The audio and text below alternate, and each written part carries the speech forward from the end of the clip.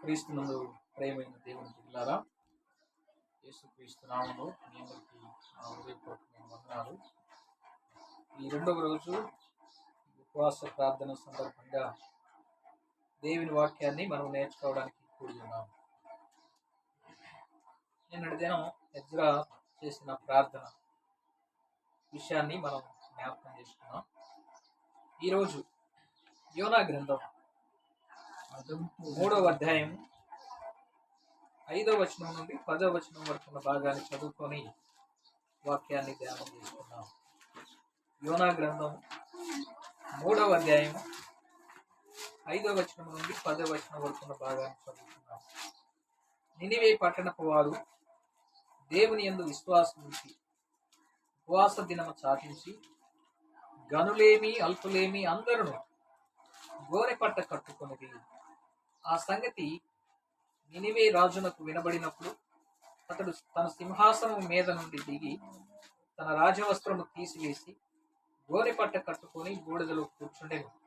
మరియు రాజైన తానును తన మంత్రులను ఆజ్ఞీయగా, ఒకవేళ దేవుడు మనసు త్రిప్పుకొని పశ్చాత్తాప్తుడై మనము లయము కాకుండా తన కోపాగ్ని చల్లార్చుకొనును గనుక మనుషులు ఏది పుచ్చుకొనకూడదు, పశువులు గాని ఎద్దులు గాని గొర్రెలు గాని మేత మేయకూడదు, నీళ్లు త్రాగకూడదు. మనుషులందరూ తమ దుర్మార్గములను విడిచి తాము చేయి బలత్కారమును మానివేయవలెను. మనుషులేమి పశువులేమి సమస్తమును గోనెపట్ట కట్టుకొనవలెను. జనులు మనవపూర్వకంగా దేవుణ్ణి వేడుకొనవలెను అని దూతలు నినివే పట్టణంలో చాటించి ప్రకటన చేశారు. ఈ నినివే వారు తమ చెడు నడతలను మానుకొనగా వారు చేయుచున్న క్రియలను దేవుడు చూచి పశ్చాత్తాపుడై వారికి చేయుదునని తాను మాట ఇచ్చిన కీడు చేయక మానడు. ప్రార్థన చేసుకున్నాం. మహాగణుడా, జీవాధిపతి, ప్రేమగల ప్రభా, దయగల దేవా, సృష్టికర్త, నిర్మాణకుడా, ఈ వందనాలు, స్తుతులు, స్తోత్రాలు. ఈ రెండవ దినంలోనికి మీరు మమ్మల్ని ప్రవేశింపజేసి ఈ సన్నిధిలో గడుపుడుకు మీరు మాకు ఇచ్చిన అవకాశాన్ని బట్టి మీకు వందనాలు. ఎక్కడైతే ఇద్దరు ముగ్గురు కూడి నన్ను స్తుతిస్తారో ప్రార్థిస్తారో వారి మధ్య ఉంటానని వాగ్దానం చేసిన గొప్ప దేవుడా, మీకు వందనాలు, స్తుతులు, స్తోత్రాలు. అయినా ఈ సమయంలో మీ పాదాలు పుట్టుకొని ప్రార్థించుకుంటున్నాం. మా మధ్యలో మీరు ఉన్నారని నమ్ముతున్నాం. మీరు సహాయం చేయండి. ప్రార్థన అవసరతలు మీరు తీర్చండి తండ్రి. నీ పాద సన్నిధికి నీ పాదాలు పట్టుకుంటున్నాం. కనికరించండి. మమ్మల్ని ఆదరించే దేవుడు, కనికరించే దేవుడు, బలపరిచే దేవుడు, సహాయం చేసే దేవుడు. మా ప్రార్థన విన్నపాలు మీ దగ్గర తీసుకొస్తుంది. అంగీకరించి మాకు సహాయం చేయండి. మా హృదయ అంతరంగాన్ని ఎరిగిన దేవుడు, మమ్మల్ని బలపరుచుకుంటున్న దేవుడు, నీకు స్తోత్రాలు చెల్లిస్తున్నాం. సహాయం చేయండి. ప్రత్యేకంగా ప్రభు సమయానికి మీరు మాకు సిద్ధపరిచి ఇచ్చిన వాక్య భాగాన్ని బట్టి ప్రార్థిస్తున్నాం. అయినా మీ ఆత్మతో నింపండి. మీ శ్రేష్టమైన మాటలు మాకు దయచేయండి. శాతం మరుగు చేసుకోండి. అయినా నిన్ను ప్రార్థించడానికి కావలసిన యోగ్యత, యథార్థత, పరిశుద్ధత మీరు మాకు దయచేయండి. మీరు ప్రార్థించిన ప్రతి అంశాన్ని మీరు నెరవేర్చగలిగిన గొప్ప దేవుడు, సహాయం చేయండి. ఈ అవకాశాన్ని ఇచ్చినందుకు నీకు వందనాలు చెల్లిస్తున్నాను. యేసుక్రీస్తు నామములో ప్రార్థించి వేడుకుంటున్నాను తండ్రి. ఆమేన్. మనం చదువుకున్న వాక్య భాగంలో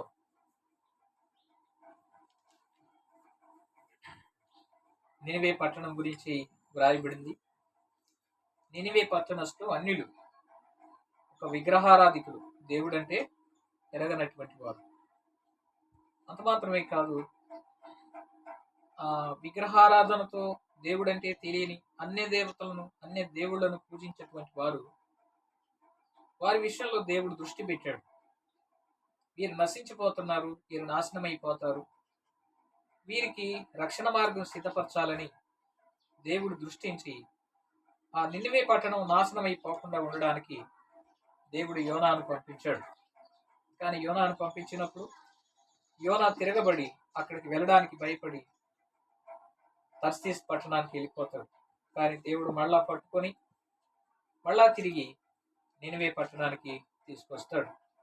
ఈ 3వ అధ్యాయంలో నినివే పట్టణం నాశనం అవుతుంది అన్న విషయాన్ని తెలియపరచడానికి దేవుడు యోనాను పంపించినప్పుడు యోనా 3 దినాలు ఆ పట్టణమంతా తిరిగి దేవుని యొక్క విషయాన్ని తెలియపరిచి, ఇదిగో మీరు దేవుని వైపు తిరగకపోతే, యేసు ప్రభువును నమ్మకపోతే మీరు నశించిపోతారు, నాశనమైపోతారు అన్న విషయాన్ని ప్రకటన చేసినప్పుడు వెంటనే ఆ నినివే పట్టణస్థులు దేవుని యందు విశ్వాసం ఉంచారు. దేవుని యందు విశ్వాసం ఉంచి వారు చేసినటువంటి తప్పిదాలను, పాపాలను ఒప్పుకొని పశ్చాత్తాపడి వాటిని విడిచిపెట్టి ఉపవాస దినం సాటించి దేవునికి ప్రార్థన చేశారు. ఎప్పుడైతే వాళ్ళు ఉపవాసం ఉండి ప్రార్థన చేశారో దేవుడు వారి మీదకి తీసుకొస్తానన్న శిక్షను, వారి మీదకి తీసుకొస్తానన్న కీడును తప్పించి వారికి మేలు చేశారు. ఈ భాగానికి కట్టుబడి మనం నేర్చుకునే పాఠం ఏంటంటే, ఉపవాసం ఉన్నారు. ఎవరున్నారు? నినివే పట్టణస్థులే కాదు, నినివే పట్టణస్థులందరూ ఒక నిర్ణయానికి వచ్చినప్పుడు నినివే పట్టణాన్ని పరిపాలిస్తున్న రాజు కూడా ఒక నిర్ణయానికి వచ్చాడు. అదే గొప్పతనం, అదే గొప్ప విషయం. రాజు కదా, ఇతనికి ఒక ప్రత్యేకత ఉండాలి, ఇతను ఒక స్టేజ్ మీద కూర్చోవాలి, ఒక స్థాయిలో కూర్చోవాలి, కుర్చీలో కూర్చొని చేయాలి. కానీ ఈ నినివే పట్టణపు రాజు కూడా ఏం చేశాడంటే, దేవునికి భయపడి కిందకి దిగి ఉపవాసం ఉండి ఏం చేశాడు? గోనె పట్ట కట్టుకున్నాడు. రాజవస్త్రాలను తీసివేసి గోనె పట్ట కట్టుకొని బూడిదలో కూర్చోండి దేవునికి పశ్చాత్తాపంతో ప్రార్థన చేశాడు. తద్వారా అక్కడ ఏం జరిగిందంటే ఒక గొప్ప మేలు.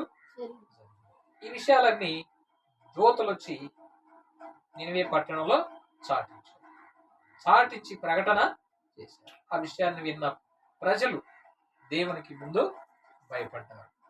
దేవుని పాదాలు పట్టుకుని ఆయన సన్నిధికి వచ్చి పశ్చాత్తాపడి ప్రార్థన చేసుకున్నారు. ఈ భాగానికి కట్టుబడి ఉండి మనం నేర్చుకునే పాఠం ఏంటంటే, 5వ వచనంలో అంటాడు, నినివే పట్టణపు వారు ఏముంచారు?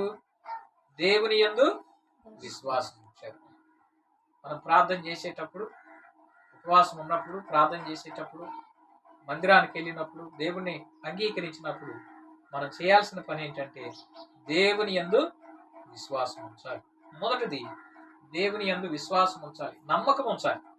నమ్మకం లేకుండా మనం ఎన్ని చేసినా ఉపయోగం లేదు. కాబట్టి ముందు ఇది దేవుడు నాకు చేస్తాడు అన్న విషయాన్ని ముందు మనము ప్రభు అన్నాడు, ఇదిగో మీరు ఉపవాసం ఉండి మీరు ప్రార్థన చేసేటప్పుడు ఈ కొండను వెళ్ళి సముద్రంలో పడమంటే పడతాను. అయితే మీరు నమ్మకము ఉంచాలి, మీరు విశ్వాసము ఉంచాలి అనే విషయాన్ని తెలియపరిచాడు. కాబట్టి మొదటిది వాళ్ళు ఏముంచారు అంటే దేవుని యందు విశ్వాసము ఉంచారు. మనం కూడా దేవుని యందు విశ్వాసం ఉంచాలి, నమ్మాలి. ఇది దేవుడు నా పక్షంగా చేస్తాడు, దేవుడు కార్యాలు తప్పక చేస్తాడు అన్న విషయాన్ని మనం నమ్మాలి. ప్రభు అన్నాడు, మార్తతో ఏమన్నాడు? దేవుని యందు విశ్వాసం ఉంచితే నువ్వు దేవుని మహిమను చూస్తావు. కాబట్టి దేవుని యందు మనం విశ్వాసం ఉంచాలి. ఒకటి. రెండవది ఏం చేశారు వాళ్ళు? ఉపవాస దినము సాటించి. రెండవది ఉపవాసం ఉండాలన్న విషయాన్ని తెలియపరిచారు. రెండవది ఉపవాసం ఉండి ప్రార్థన చేయాలి అన్న విషయాన్ని తెలియపరిచారు. బైబిల్లో చాలా చోట్ల చాలా మంది ఉపవాసం ఉన్నారు. ఉపవాసం అంటే ఏమి తినకుండా. ఉపవాసం గురించి కింద లైన్లు ఏమన్నాడు చూడండి, 8వ వచనం.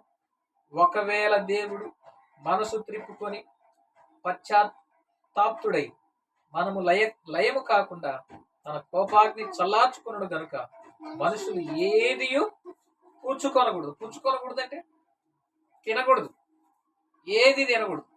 ఎవరెవరు తినకూడదు? చూడు కింద, పశువులు గాని, ఎద్దులు గాని, గొర్రెలు గాని మేత ఇంత కఠినంగా ఉంటున్నాడు దేవుడు.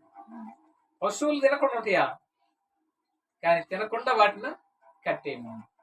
చూడండి ఒక్క నిమిషం, తినకుండా వాటిని కట్టేయమన్నాడు. పశువులను విడవద్దు అన్నాడు. విడవకుండా వాటిని గాడి దగ్గర కట్టేసినప్పుడు అవి కూడా ఉపవాసము ఉన్నట్లు. కానీ పశువులకు కూడా దేవుడు ఆజ్ఞ ఇచ్చాడు. ఏమన్నాడు చూడు, వాళ్ళు ఏం చేశారు చూడండి.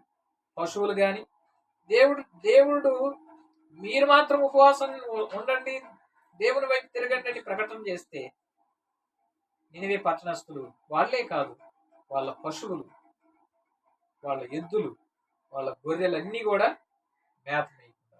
చూడు, 9వ వచనం, మనుషులందరూ, అందరా కొంతమంది, అందరూ అది మనుషులందరూ తమ దుర్మార్గములను విడిచి తాము చేయి బలత్కారమును మారివేయవలను. మనుషులేమి పశువులేమి సమస్తమును గోనె పట్ట కట్టుకొనవలెను. జనులు మనవపూర్వకంగా దేవుణ్ణి వేడుకొనవలెనని దూతలు నినివే పట్టణంలో చాటించి ప్రకటన. ఈ విషయాలన్నీ దూతలు చెప్పినప్పుడు ప్రజలు వారు చెప్పినట్లుగానే చేశారు. వాళ్ళు ఏమేం చేశారు? ఒకటి, దేవుని యందు విశ్వాసం ఉంచారు. రెండవది, ఉపవాసం ఉన్నారు.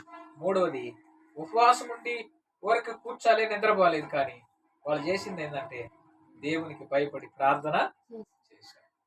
ఎలా ప్రార్థన చేశారు చూడండి. కిందకు వస్తే ఏమని ప్రార్థన చేశారు? 7వ వచనం, మరియు రాజైన తానును ఆయన మంత్రులకు ఆజ్ఞేయగా, ఒకవేళ దేవుడు మనసు తిరుపుకొని పశ్చాత్తాపుడై మనం లయము కాకుండా తన కోపాగ్ని చల్లార్చుకున్నాడు గనుక మనుషులు ఏదియో ఉంచుకోకూడదు. కాబట్టి దేవునికి ఉపవాసం ఉన్నప్పుడు ఏం చేయాలి అంటే దేవుని యందు విశ్వాసం ఉంచాలి, ఉపవాసం ఉండాలి. రెండవది, దుర్మార్గమును విడిచిపెట్టాలి. 9వ వచనంలో అంటాడు, మనుషులందరూ తమ దుర్మార్గములను విడిచిపెట్టాలి. నాలుగవది, బలత్కారాన్ని మారివేయాలి.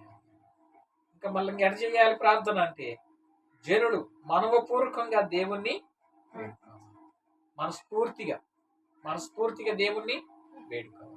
మనం ఎప్పుడైతే మనస్ఫూర్తిగా ప్రార్థన చేస్తామో దేవుడు తప్పక సహాయము చేస్తాడు. కాబట్టి ఈ భాగానికి కట్టుబడి ఉండి మనం నేర్చుకునే పాఠం ఏంటంటే యేసుక్రీస్తు ప్రభు ఏమన్నాడో చూడండి ఒకసారి. మత్తయి సువార్త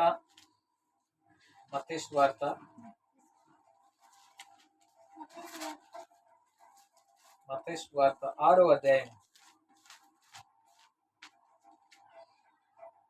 16వ వచనం. 6వ అధ్యాయం 16వ వచనం అంటాడు, మీరు ఉపవాసం చేయనప్పుడు వేషధారుల వలె దుఃఖముఖులై ఉండకుడి, తాము ఉపవాసము చేయుచున్నట్టు మనుషులకు కనబడవలనని వారు తమ ముఖములను వికారము చేసుకుంటారు. వారు తమ ఫలము పొంది ఉన్నారని నిశ్చయముగా మీతో చెప్పుచున్నాను.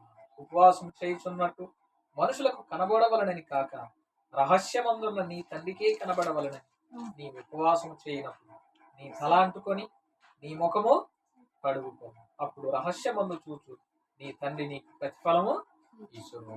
కాబట్టి అక్కడ ఉపవాసం ఇలా ఉండాలని దూతలు చెప్పినప్పుడు ఇక్కడ యేసుక్రీస్తు ప్రభువారు అంటున్నారు, మీరు ఉపవాసం చేసేటప్పుడు వేషధారులకు, వేషధారులు అంటే కనిపించడం.